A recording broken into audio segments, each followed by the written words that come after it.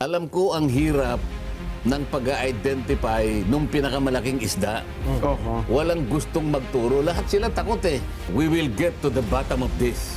Physically, kung kinakailangan sisirin yan. Kailangan nating matukoy kung sino yung malalaking isda na yan. Nakapag-produce ba sila ng isang testigo? Naka-direktang kukonekta mula kay Saltico hanggang kay speaker?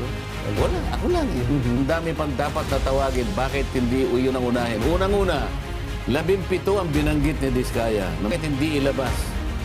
Para pagtatanungin yung 17 congressmen. Si Chavit Singson na-disclose. Bakit di patawag yun? Si Martin Romualdez, ilang beses nabanggit na, kinonekta na. Kailangan. Ilang kauna-unang ipatawag? 67 daw ang congressman na kontraktor. Yung Bakit hindi patawag yun? Ang daming dahilan na dapat ituluyan at marami kayong dapat na ilabas dyan. Pagtatanungin natin lahat yan.